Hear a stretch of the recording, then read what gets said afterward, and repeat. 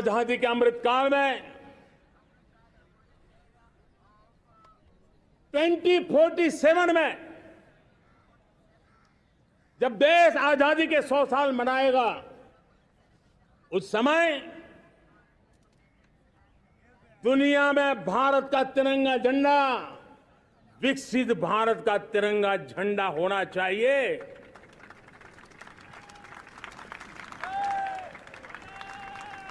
रत्ती भर भी हमें रुकना नहीं है, पीछे नहीं हटना है। और इसके लिए शुचिता, पारदर्शिता और निष्पक्षता, ये पहली मजबूती की जरूरत है।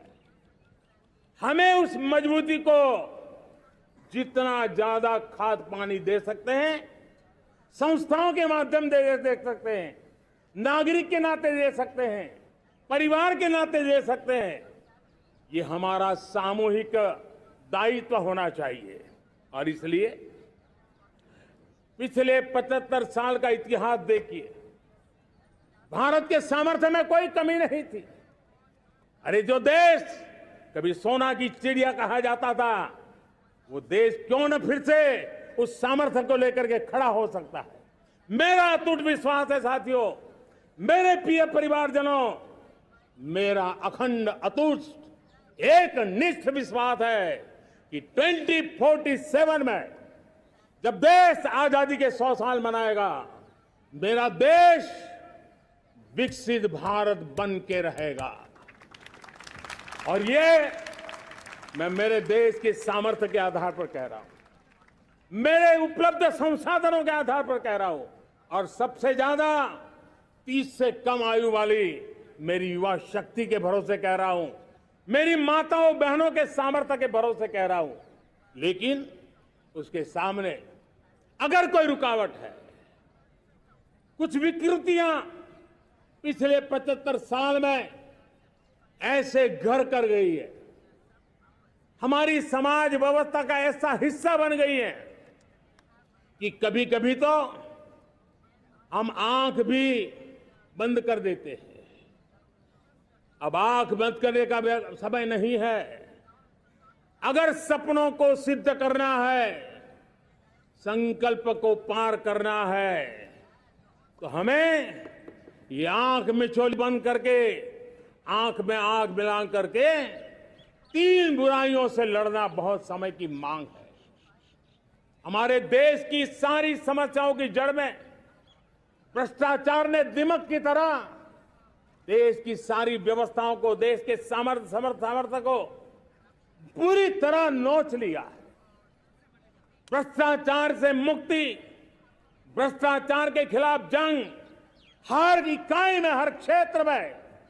और मैं देशवासियों, मेरे प्रिय परिवारजनों, ये मोदी के जीवन का कमिटमेंट है।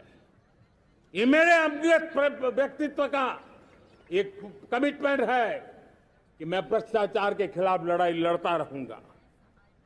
दूसरा, हमारे देश को नोच लिया है परिवारवाद ने।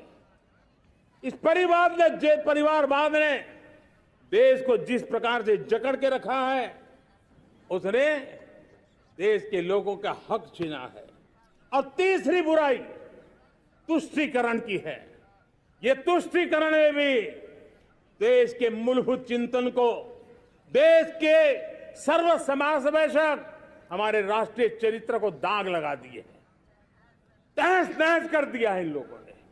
और इसलिए मेरे प्यारे देशवासियों, इसलिए मेरे प्यारे परिवारजनों, हमें इन 3 बुराइयों के खिलाफ पूरे सामर्थ्य के साथ लड़ना है। भ्रष्टाचार, परिवारवाद, तुष्टीकरण, ये चुनौतियां हमारे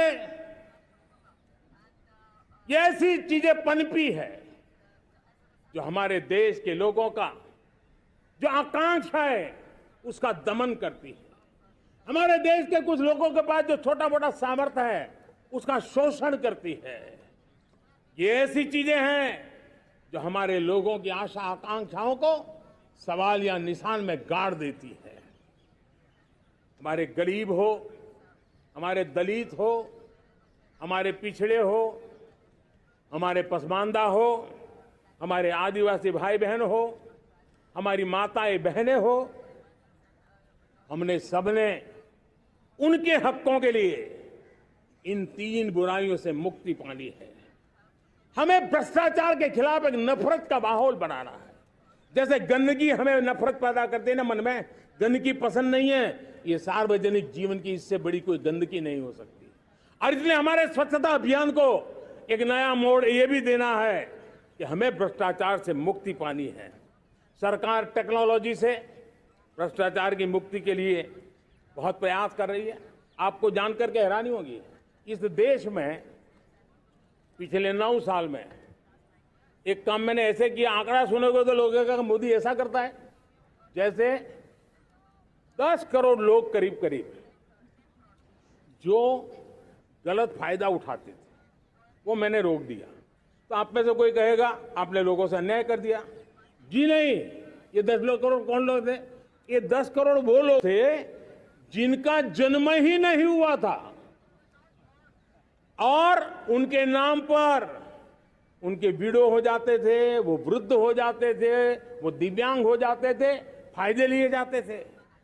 10 करोड़ ऐसे बेनामी जो चीजें चलती थी उसको रोकने का पवित्र काम, भ्रष्टाचारियों की संपत्ति जो हमने जब्त की है ना, वो पहले की तुलना में 20 गुना ज्यादा की है। मेरे प्यारे परिवारजनों, ये आपकी कमाई का पैसा लोग लेकर के भागे थे, 20 गुना ज्यादा संपत्ति को जब्त करने का। और इसलिए लोगों की मेरे प्रति नाराजगी होना बहुत स्वाभाविक है, लेकिन मुझे भ्रष्टाचार के खिलाफ की लड़ाई को आगे बढ़ाना है। हमारे सरकारी व्यवस्था ने पहले कैमरा के सामने तो कुछ हो जाता था, लेकिन बाद में चीजें अटक जाती थी।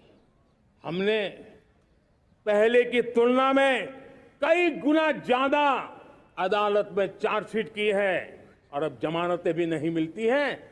वैसी पक्की व्यवस्था को लेकर के हम आगे बढ़ रहे हैं, क्योंकि हम ईमानदारी से भ्रष्टाचार के खिलाफ लड़ रहे हैं।